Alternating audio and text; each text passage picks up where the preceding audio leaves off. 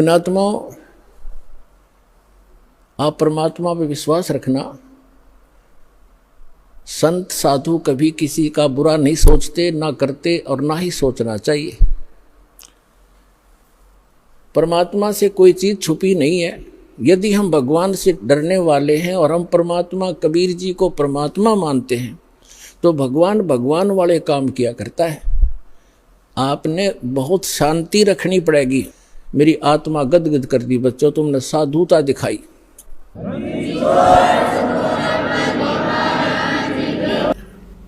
सुन रामानंद राम हम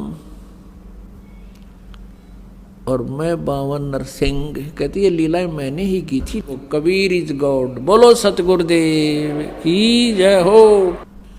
और किसी के जच्चे भी कोई ना इस अतिथि में तो जच वही हंस है जो अपने गुरु के प्रति एक इतनी भी आस्था बिगड़े नहीं मन में, चाहे तो सारा समाज कह ले। आज इस दास के साथ वही लीला हुई, क्रोथा कांड। परमात्मा की लीला है, इतनी बदनामी कर दी। और बात जीरो भी कोई ना, गुंडा गर्दी करते थे, आश्रम में न्यू करते थे, और न्यू होता था, जुल्म होता था, समाचार पत्रों में प्रकाशित करवा दिया। या लीला परमात्मा की थी आप जी को परखने के लिए। लेकिन आप इतने पुण्यात्मा थे और पहले की इन दुर्घटनाओं से कि कहाँ मार खाते हैं, फाउल पॉइंट आपका याद भी थे। इस कारण से आज आप सफल हुए और उसका ये परिणाम देख रहे हैं। पहले से कई गुना परमात्मा की प्यारी आत्माएं उमड़ कर आई हैं। आपके हृदय में ये समाया भी नहीं कि ये बकवास क्या कर रहे हैं, क्योंकि आप आंखों देख रहे थे और इसका ये परिणाम हुआ। परमात्मा की रजा में राजी रहना सीखना पड़ेगा अपने। परमात्मा चाहे किसी प्रकार भी आपको रखता है, चाहे भूखा रखता है, प्यासा रखता है, पर कहते ये ऐसा नहीं होगा कि भूखा और प्यासा आपको रख ले भगवान, क्योंकि ये दयालु मालिक है। ज्यों राखो त्यों ही रहूं, अमरा के चारा, खाने जाद खरीद हूँ गुलाम तुम्हारा। परमात्मा की रजा में राजी रहना सीखना पड़ेगा अपने। परमात्मा चाहे किसी प्रकार भी आपको रखता है, चाहे भूखा रखता है, प्यासा रखता है, पर कहते ये ऐसा नहीं होगा कि भूखा और प्यासा आपको रख ले भगवान, क्योंकि ये दयालु मालिक है। उसके बच्चे जो सही भक्ति पर लग रहे हैं वो भूखे प्यासे नहीं रह सकते हैं, उनकी परमात्मा को नींद नहीं आओ। फिर भी परमात्मा हमें याद दिलाना चाहते हैं। हम डिमांड करते हैं कोई बहुत बड़ी किसी वस्तु की, छोटी वस्तु की, और वो हमें नहीं मिल पा रही है। हम भक्ति साधना भी कर रहे हैं, तो अनजान व्यक्ति जिनको ज्ञान नहीं है वो अपनी सारी भक्ति का, सारे माइंड का जो ना जोर, सारी टेंशन इससे बात पर ला देखे भगवान यो हो, ये लगा देता है, ये हो जा, मुझे ये वस्तु मिल जा, नौकरी मिल जाए या कोई और वस्तु मिल जाए। तो सुख प्राप्ति के लिए संत सुखी मन जीती हो। यदि हम किसी वस्तु को पाने का प्रयत्न कर रहे हैं और नहीं मिल रही है, तो ये सोचना चाहिए इसमें कोई हमारी भलाई है। परमात्मा जो करता है वो सही करता है। ये बातें हृदय में समानी पड़ेंगी, ये फार्मूले अपनाने पड़ेंगे इस इक्वेशन को सोल्व करने के लिए, कि परमात्मा जो करता है वो गलत नहीं करता।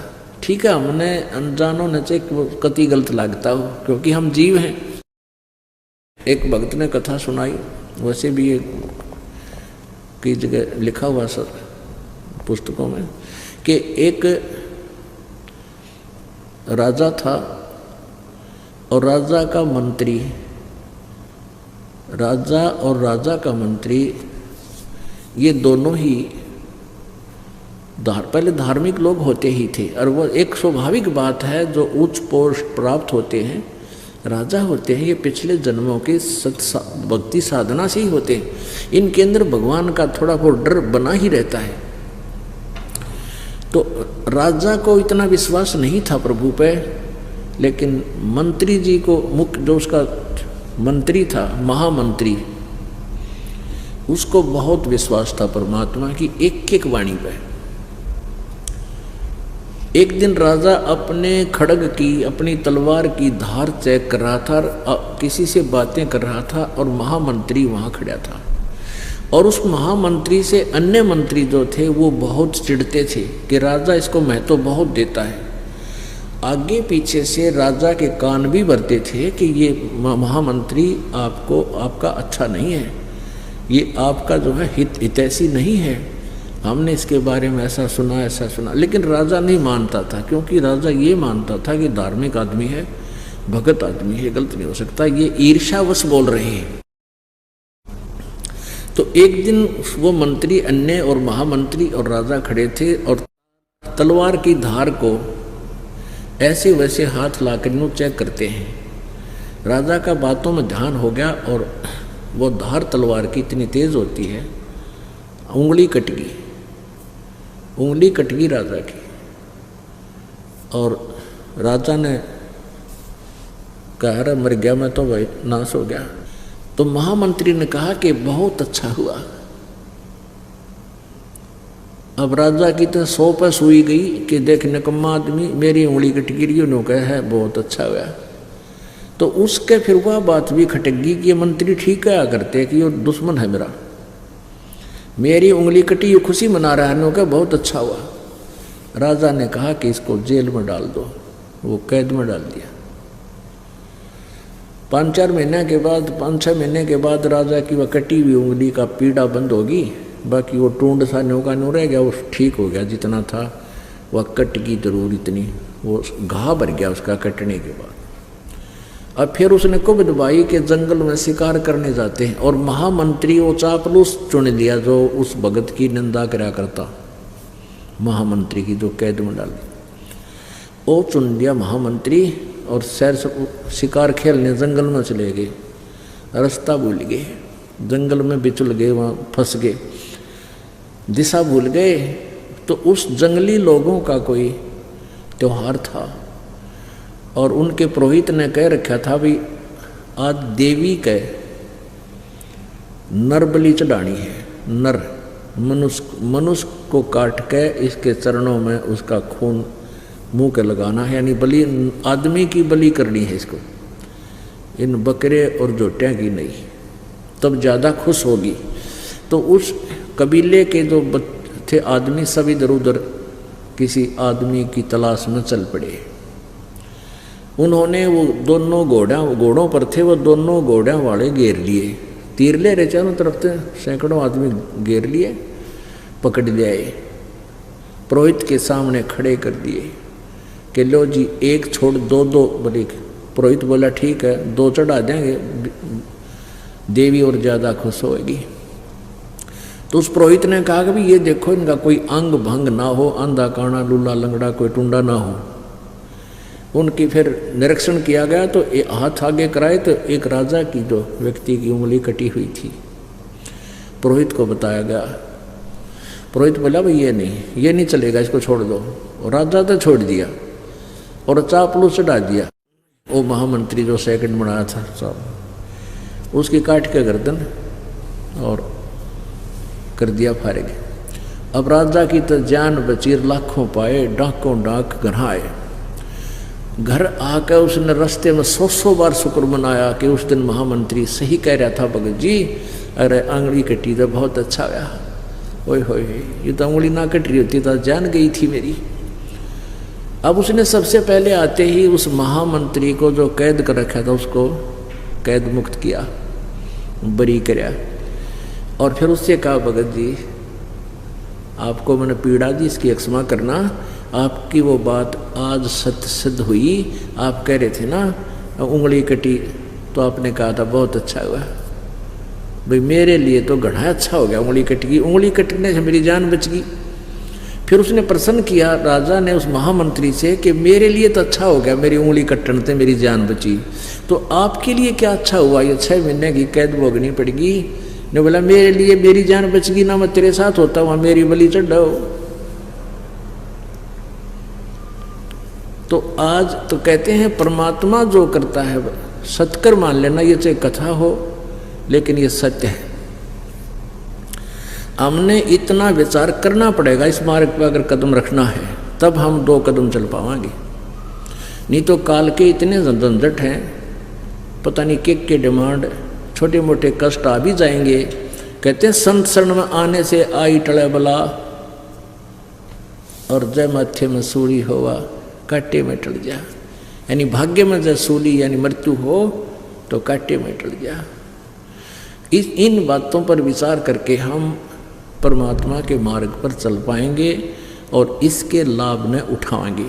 तो यहाँ इस प्रकार जैसे आपको कोई हानि भी हो रही है तो न्यो मन जीता जाएगा।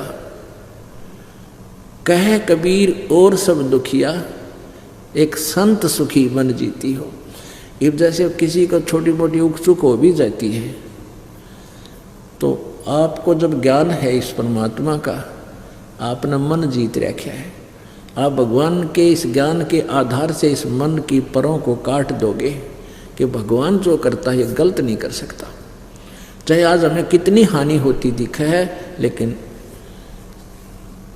परमात्मा जो कर रहे हमारे हित में है। यदि हम अपने नियम पर धर्म कर्म पर ठीक हैं, और यदि हमने अपना धर्म कर्म में बिगाड़ रखा है, नामखंड कर रखा है, मर्यादा भंग कर दी, तो फिर तो वो हानि स्वाभाविक सही हो रही है आपको। फिर उसमें भगवान का रोल खत्म हो गया, आपकी किस्मत चल रही है। तो इसलिए कहते हैं जब लग हंसा हमरी आना, और काल लगे नहीं तेरा बाना। परमात्मा कहते हैं जब तक मेरा भक्त मेरी मर्यादा में रहेगा, आन में, आन कान बोलते ना, तो तब तक काल तेरा तीर नहीं लगेगा, तेरे कर्म दंड को मैं। सत्साई भगत जी। सत्साई भगत जी। क्या नाम है आपका? सूरज दास। कहाँ से हो भगत जी आप? ये बनारस से। बनारस से। तो परमपिता परमात्मा सतगुरु रामपाल जी भगवान से नाम दीक्षा आपने कब ली? 2020 में लिया, अप्रैल महीना में। 2020 में आपने नाम दीक्षा ली। नाम दीक्षा लेने के बाद सात संगति से आप कैसे जुड़े? एक भगत जी थे, काम कर रहे थे हमारे साथ, वही वीडियो आपका देख रहे थे, तो वही बोले कि पवन दास जी का वीडियो देखिए, वो बहुत अच्छा ज्ञान समझाते परमात्मा का। तो मैंने आपका नाम से मतलब यूट्यूब पर सर्च करके मंगाया, तो आप जी का वीडियो देखा, तो मुझे लगा कि आप बहुत अच्छे समझा रहे, बता रहे, परमात्मा का सत्संग के आधार से बता रहे हैं। पहले परमात्मा का सत्संग हम सुनते थे तो उतना मतलब गुड़ रस जो था उन समझ में नहीं आता था। जब आपका वीडियो देखा आप जी का, तो उनको उनका सत्संग भी समझ में आने लगा और लगा कि आप सही समझा रहे हैं। तो मैं सात संगति से फ़ोन करके जुड़ गया। अच्छा, अब आप सात संगति से जुड़े हुए हैं और आपने सतलोक आश्रम मैनेजमेंट हरियाणा की जो भी संगति की आपने, साल 2 साल, महीना 6 महीना, तो आपको कितना क्या कुछ बदलाव सात संगतियों में आके नजर आया? बहुत कुछ बदलाव नजर आया सात संगति में आकर।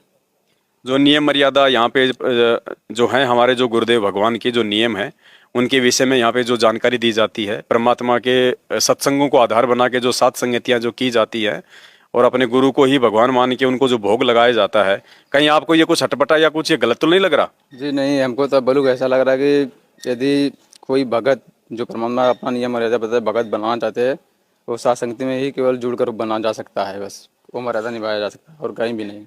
तो जब आपने नाम दीक्षा ली उस समय आप किनको भगवान मान रहे थे? जी मैं तो नाम दीक्षा नहीं लिया था, तभी से मैं सतगुरु रामपाल जी भगवान को मान रहा था और मुझे दर्शन भी दिए थे। मैं जी बहुत नशा कराता था, सुरती और गुटखा वगैरह खाता था, तो मेरा नशा छूट नहीं रहा था। तो जो मेरे साथ काम करे भगत जी ना, तो मुझको पुस्तक दिए थे जिन्हें पढ़ने के लिए। पहले ज्ञान गंगा में पढ़ चुका था, तो उन्होंने से मैंने कहा कि मेरा नशा नहीं छूटा है, मैं क्या करूँ, मैं भक्ति करना चाहता हूँ। तो उन्होंने बोला कि परमात्मा से अर्जी करो दंडोत करके। तो जिन्हें में केवल इन्हीं का फोटो बस है, दाढ़ी मूंछ का नहीं, जो ऊपर लगा हुआ है, तो उन्हीं का पुस्तक जो रख कर मैंने दंडोत हृदय से कर मतलब प्रार्थना किया इनसे। तो मेरा जो नशा था ना, उससे एकदम नफरत हो गया, उल्टी जैसा आने लगा। जब देखा तो मेरा छूट गया खाना, और दर्शन भी मुझे दिए थे। तभी से मैं इनको कहा लगा कि परमात्मा मानने लगा था। और जब नाम दीक्षा उपदेश लिया था ना, तो 4 फोटो जो गरीबदास जी का, स्वामी रामानंद जी की थी, तो मुझे लगा कि हमको सिंगल फ़ोटो लेना चाहिए, रखना चाहिए, लेकिन ये लोग 4 फोटो लगा के दे रहे हैं, तो हमको ठीक नहीं लग रहा था। मैं जहाँ जाता था उनसे कहना चाहा, लेकिन कह नहीं पाया। फिर उसके बाद एक दिन जहाँ जाता था ना, कुछ एक भगत थे, उनसे उनका कुछ मूड मोटा हो गया था। तो मैंने गया तो देखा कि जहाँ सत्संग मतलब चर्चा हो रही थी, केवल सिंगल फ़ोटो था परमात्मा का, सतगुरु रामपाल जी का, तो फ़ोटो हटा दिए थे। तो मैंने कहा कि भगत जी फ़ोटो क्यों हटा दिए, क्योंकि आपसे फ़ोटो से क्या मतलब है, यदि डाउनलोड करना है या दर्शन करना है तो मंदिर हला मंदिर में जाकर लिए जो मंदिर बनाए थे वहाँ पर दाढ़ी मूंछ का फोटो था, सभी का फोटो था। तो मैंने कुछ नहीं बोला। फिर बाद में मुझे लगा कि परमात्मा तो यही सदगुरु रामपाल जी भगवान है, इनका हटा दिए, अच्छा नहीं लगा मुझको। फिर बाद में मैंने सोचा कि मैंने परमात्मा का भक्ति लेकर मोक्ष प्राप्त करना, कहाँ सोचा कि यही अच्छा मार्ग है। लेकिन यहाँ आया तो यहाँ भी सही नहीं, मेजरमेंट तो सही नहीं, ये भी सही नहीं लग रहे। वो मेजरमेंट को नहीं मानते लेकिन अपना चलाते हैं, जैसे लगता है कि मेजरमेंट ही वाले कर रहे हैं। कहाँ की बात है? ये अपने बनारस के रुस्तम प्रोग्राम एक मदन भगत जी थे। अच्छा ये स्वरूप भगत जी है ना, वही चाहते थे, हम 4-5 लोग भगत जी वही चाहते थे। अच्छा अच्छा। तो ये भगत जी जब कौला सत्संग जी से वीडियो देखकर हमसे कहा कि वीडियो देखिए, तो हम देखे तो हम लोग 4-5 लोग ने सब सतही निकल गए वहाँ से। जब उस समय फोटो नहीं हटाया ना तो हमारे मन में बहुत मतलब दुख महसूस हुआ। मतलब आप वहाँ पे मतलब सात संगति में आप गए थे? हाँ, वाराणसी में किसी ने कोई सात संगति रखवाई होगी? मंगल के करते हैं। अच्छा, हर मंगलवार को करते हैं। हाँ, तो वहाँ पे वही मैनेजमेंट वाले से काम हो रहे थे, दाढ़ी मूंछ वाली फोटो भी रखी हुई थी। हाँ। तो आप लोगों को लगा कि यहाँ तो सात संगति वाला कोई कर्म है ही नहीं, कोई गुण है ही नहीं यहाँ तो आप लोग वहां से तुरंत उठ के चल दिए, क्योंकि जो नियम है सात संगति ये कि जिस सात संगति में संत रामपाल जी भगवान को भगवान नहीं माना जाएगा, जहाँ पे दाढ़ी मूंछ वाली फोटो रखी जाएगी, वो सात संगति में हम वहाँ पे नहीं रह सकते। तो आप जी तुरंत वहां से उठ के वहां से निकल लिए आप। ठीक है। और अब आप जी यहाँ सात संगति में आए हैं भगत जी, तो अब आप भगत समाज को आप जी क्या संदेशा देना चाहेंगे जो सात संगति में नहीं आ पा रहे? जी, हम तो उनको ये संदेशा देंगे कि पहले तो सात संगति जी का वीडियो देखिए हो, क्योंकि वो वीडियो देखेंगे तो सच और झूठ का पता चलेगा। क्योंकि अब कोई बंद पैकेट है, जब से उसको खोलेंगे नहीं तो कैसे पता चलेगा उसमें क्या है। अब उन लोगों से मैं भी यही समझा रहा था, तो लोग कह रहे थे नहीं उनका वीडियो नहीं चलेगा, यहाँ मत देखना। मैंने कहा था कि उसमें परमात्मा का सत्संगों का बड़ा उजरा राशि पे है, तो वो बोले कि हम रात लेके क्या करेंगे, अपना भक्ति करेंगे कि हम उनका वीडियो क्यों देखें।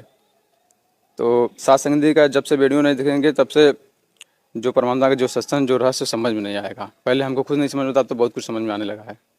भक्ति मर्यादाओं को लेके जो शंका समाधान की पुस्तक छपी है, क्या आपने मंगवाई? जी मंगवाई, मैंने पढ़ी भी है। आपको उसमें क्या कुछ समझ में आया? बहुत कुछ? जी बहुत कुछ समझ में आया। पहले तो हमें लग रहा था कि पूरा मर्यादा जो 11 नियम बताए हैं परमात्मा, उन 11 नियम में से 4-5 तो ही बस फॉलो कर पा रहे थे और बाकी तो नहीं फॉलो कर रहे थे। और जब पुस्तक शंका समाधान का पढ़ा ना तो मुझे तो ऐसा लग रहा था कि पग पग पर मर्यादा है परमात्मा का। तो पढ़ने के बाद तो आत्मा को एकदम झकझोर दे रहा था और फिर लग रहा था कि अब हमको एक मर्यादा फॉलो करना चाहिए। और बहुत अच्छी पुस्तक वो है शंका समाधान। उसको पढ़ने के बाद इंसान का आत्मा को एकदम झकझोर देता है। गुरुदेव भगवान को अपने घर पे हलवे राम का भोग लगाते हैं? जी लगाते हैं। आत्मा में कैसा होता है फील? मैं तो पहली बार जब लगाया था ना तभी बहुत आनंद महसूस होता है। ऐसा लग रहा था जैसे कहते हैं ना कि परमात्मा का छाया होता है, वैसे छाया सा लग रहा था, जैसे कि परमात्मा हमें परछाई रूप में हमेशा दर्शन दे रहे हैं, दिख रहे हैं, हमारे साथ साथ चल रहे हैं।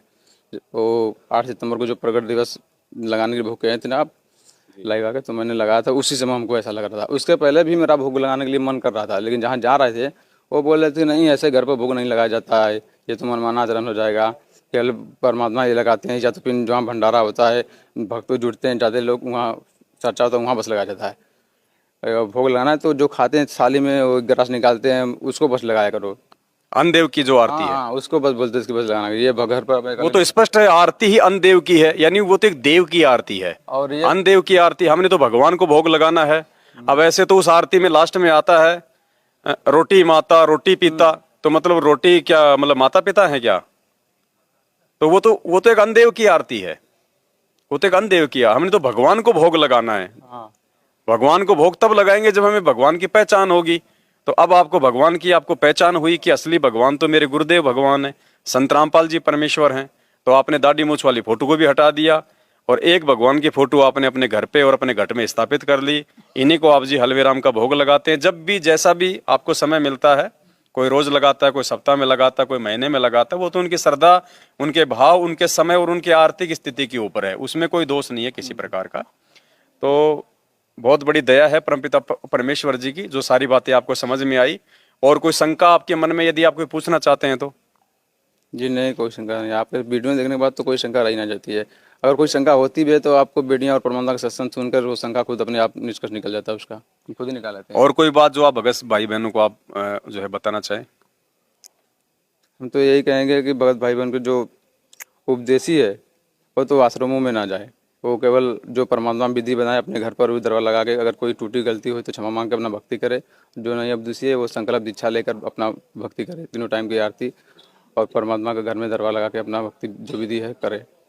आश्रम में जाने से कोई फायदा नहीं है, क्योंकि परमात्मा सत्संग में बता चुके हैं कि जैसे परमात्मा काला भगत जी भी बताए हैं कि अब जैसे कहीं सत्संग सुना रहे हैं, भंडारा भोजन कर रहे हैं, अब परमात्मा वहाँ से चले गए, अब कोई कहे चलो हम परमात्मा को वहाँ सत्संग सुना रहे हैं, हलवा खीर खिला रहे हैं, भट्टी दिखा दिए और परमात्मा है नहीं, तो वो लाभ प्राप्त होगा नहीं। जब उनसे स्वयं का बोला कि परमात्मा से सत्संग सुनेंगे और हलवा प्रसाद भंडारा वहाँ खाएंगे रहेंगे, तब वो लाभ मिलेगा। आश्रम में तो है नहीं। वैसे तो देखा जाए तो सबदुर में परमा हर जगह है, तो अपने घर में ही अगर उनका किया जाए, अगर दरबार लगा के, तो लाभ पूरा मिलेगा। मर्यादा में करेंगे तो आश्रम में जाने की क्या जरूरत है।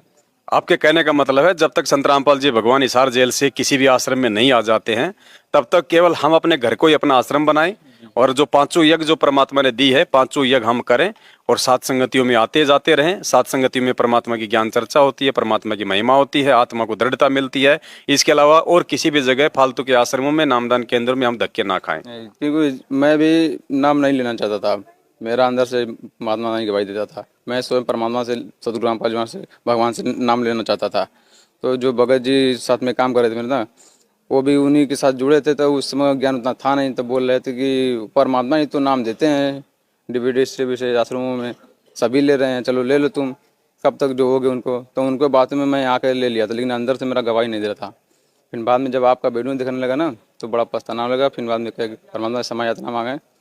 फिर उसके बाद क्या बोला कि जब सत्संगी से मैंने वीडियो सुनकर जब जुड़ गए सत्संगी से ने, तो भोग जब लगाया था पहली बार, तो बहुत आनंद महसूस हुआ था और ऐसा लग रहा कि अब हमारा भक्ति ठीक चल रही है। परमात्मा बीच बीच में दर्शन देकर संकेत भी करते कि तुम्हारी भक्ति कहाँ तक पहुँची हुई है। चलिए कोई बात नहीं, नाम आपने जो लिया है सतलोक आश्रम मैनेजमेंट हरियाणा से, नाम वो परमात्मा का ही है। हालांकि उन लोगों को नाम देने का आदेश नहीं है, लेकिन फिर भी उस समय तक आप लोगों को जानकारी नहीं थी, तो आपकी गलती नहीं है इसमें। नाम जो मिल गया है आपको, प्रथम नाम या सतनाम, उसका मर्यादा में रह के गुरुदेव ने जो विधि बताई है उसका हमने जाप करना है। लेकिन हमने केवल सात संगति से जुड़ना है, हमने केवल अच्छे भक्तों की संगति करनी है, जिससे कि हमें भक्ति मार्ग की कोई जानकारी मिले, हमें मर्यादाओं के विषय में जानकारी मिले, हमें परमात्मा के ऊपर विश्वास बढ़ाने की जो है बल्कि दवा मिले।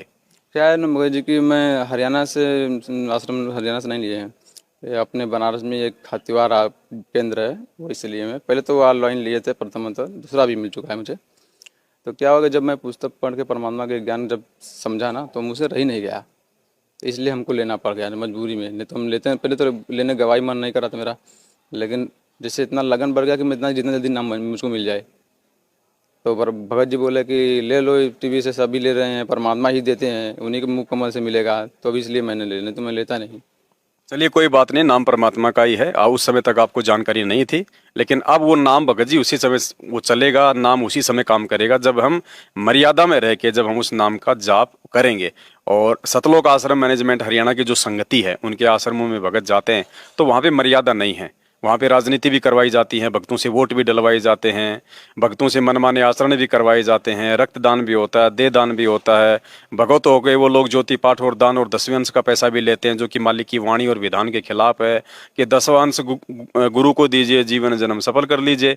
गुरु बिन माला फेरते, गुरु बिन देते दान, गुरु बिन दोनों निष्फल है, चाहे पूछो वेद पुराण। तो वहाँ पे टोटल मनमाना आचरण है, केवल वहाँ पे आपकी मर्यादा टूटेगी, भक्ति नहीं बनेगी। ना वहाँ पे कोई ज्ञान चर्चा होती है, ना वहाँ पे कोई परमात्मा की कोई महिमा होती है, ना उन आश्रमों में हमारे गुरुदेव को भगवान मान के भोग लगाया जाता है। वहां तो आज भी दाढ़ी मूछ वाली फोटो को ही भगवान मान के, उस काल्पनिक फोटो को परमात्मा मान के भोग लगाया जाता है। तो जिन जगहों पे हमारे गुरुदेव की कोई इज्जत नहीं है, जहां पे हमारे गुरुदेव को एक कागज की दाढ़ी मूछ वाली फोटो से भी नीचे समझा जाता है, तो वो आश्रम हमारे लिए मतलब बेकार हैं जी, किसी काम का नहीं है। वैसे भी परमात्मा शास्त्रों में बता चुके हैं, और जो नित्य नियम पुस्तक दे दिए हैं गुटका, उसमें नित्य नियम में भी हर जगह ज़्यादा से ज़्यादा परमात्मा गुरु का ही ज़्यादा महत्व है, बड़ा है। वही गुरु जी के वो परमात्मा मानने के लिए कहा गया है। परमेश्वर कहते गुरु बिन, मालिक की एक वाणी है उसमें पेज नंबर 20 पे भक्ति बोध में, गुरु बिन और ना कोई ठहरा ही, मोक्ष पंथ नहीं गुरु बिन पाई, कुछ ऐसी वाणी है परमात्मा की कि सतगुरु के अलावा किसी दूसरे को महत्व नहीं देना चाहिए। महिमा में भी उन्हीं का है, सदगुरु महिमा पूरा गुरु जी के बारे में है, सतगुरु की महिमा है उसमें सारी की सारी। लेकिन उसके बावजूद भी वहाँ पे सतगुरु को महिमा ना देके, सतगुरु को महत्व ना देके, और एक दाढ़ी मूछ वाली काल्पनिक फोटो को भगवान मान के वहाँ पूजा जाता है, भोग लगाया जाता है। तो ऐसी जगह पे जाने से तो मर्यादा खंडित होगी, क्योंकि वहाँ तो काल भगवान बैठा हुआ है। हमारे गुरुदेव का वास उन आश्रमों में नहीं है। गुरुदेव का वास केवल उसी जगह पे है, उन्हीं घरों में है जहाँ पे सतगुरु रामपाल जी भगवान को ही भगवान मान के जो है उनको पूजा जाता है, उनकी भक्ति की जाती है, उनको भोग लगाया जाता है। और वो जगह केवल सात संगति है या सात संगति से जुड़े हुए भाई बहनों के अपने अपने जो है वो घर हैं, वही उनका असली आश्रम है, जब तक हमारे गुरुदेव जेल से नहीं आ जाते हैं। और जेल से आने के बाद परमात्मा जहां भी आएंगे, जिस भी आश्रम में आएंगे, तो हम वहां पे हम दौड़े दौड़े जाएंगे, क्योंकि वहां तो हमें फिर भगवान मिलेगा साक्षात, परमात्मा के साक्षात हमारे को वहां पे दर्शन होगा, मालिक का हमारे को आशीर्वाद मिलेगा। लेकिन जब तक गुरुदेव नहीं आ जाते हैं, तब तक हम सभी भगत भाई बहनों को अपने घर पे रह के, अपने घर पे जहां हमने दरबार लगा रखा है वही हमारा आश्रम है, जहां हम 3 समय की आरती करते हैं, मालिक को दंडोत करते हैं, ज्योत जलाते हैं, वही हमारा जो है वो दरबार है, हमारा आश्रम है। और हमारे परमात्मा को वहीं पे साक्षात विराजमान मान के हमने अपनी जो है भक्ति करनी है। संध्या आरती में परमात्मा कहते हैं, घटी ही में गंगा, घटी ही में जमुना, घटी ही में है जगदीश, और मोह को कहाँ ढूंढे रे बंदे, मैं तो तेरे पास में। तो और कुछ कहना चाहेंगे? जी, परमात्मा एकदम पूरा विश्वास दिला दिए हैं, आप एकदम सही बोल रहे हैं। क्योंकि इसके पहले नवरात्र जब आया था ना, तो मैंने आपको एक बार फ़ोन किया था, मुझको चेचक हो गया था, तो बहुत तकलीफ हो रहा था। लेकिन उस समय मेरा भक्ति ठीक चल रहा था, उसके पहले भक्ति नहीं चल रहा था। तो मैंने जहाँ से दवा लिया था, वो दवा लेने से और बढ़ गया था, मेरा ठीक नहीं हो रहा था, तब इसलिए मैंने आपको फ़ोन किया था। लेकिन आप जी ने कहा कि देख लो भगत जी, अपना परमात्मा समय इतना मांग लो, देख लो क्या दिक्कत है। तो मैंने तुरंत फ़ोन काट के डाउनलोड करके परमात्मा को गया। डाउनलोड करने ना बहुत ज़्यादा रुआई आया मुझको, और डाउनलोड करने के बाद क्षमा इतना मांगने के बाद एक गांव में सब्जी बेचने वाला आया, उसने मुझे बताया कि यहाँ से दवा ले लो, कम पैसा में देते हैं, बढ़िया दवा देते हैं। तो वहाँ मैंने गया, दवाई लिया। तो सुबह से दवा लेने के बाद उसके बिहान भर से वो दवा भी काम करने लगा, बहुत कम पैसा में दिए। जहाँ 2 खुराक का दवा 400 को वो डॉक्टर दिए थे, और वो 3 खुराक का दवा का कि 80 रुपये में हमको दिए थे। डॉक्टर भी बढ़िया मिल गया, और मेरा का कि ठीक भी होने लगा। और एकदम फिर 3-4 दिन दवा किया, पैसा नहीं था मेरे पास, काम धंधा एकदम बंद था, तो मैंने दवा भी छोड़ दिया। मैंने कहा कि अब मालिक आप देख लीजिए क्या कैसे क्या करना है। तो अपने आप बिना दवा किए भी ठीक हो गया। चलिए भगत जी, अब आगे सात संगति से परमात्मा ने जोड़ दिया है। अब अनजाने की गलतियां बात अलग है, बाकी जानबूझ के हम किसी प्रकार की गलतियां ना करें, परमात्मा को हम दुखी ना करें। क्योंकि एक ही जगह पे डॉक्टर बार बार यदि ऑपरेशन करेगा तो फिर वहां पे टाके ढंग से नहीं लगते, ऑपरेशन सफल नहीं होता वो। तो 1-2 बार तो गलतियां हो सकती है, प्रथम नाम वाले भगत से तो गलतियां हो सकती हैं, लेकिन सतनाम लेने के बाद तो बिल्कुल भगत को ज्ञान को आधार बना के आगे बढ़ना चाहिए। समझदार बालक यदि गलतियां करेगा तो परमात्मा फिर नाराज होता है। तो बहुत बहुत धन्यवाद भगत जी आपका, आप सात संगति में आए, भाई बहनों को आपने संदेशा दिया। बंदी छोड़ सतगुरु रामपाल जी भगवान की जय हो। सत साहिब।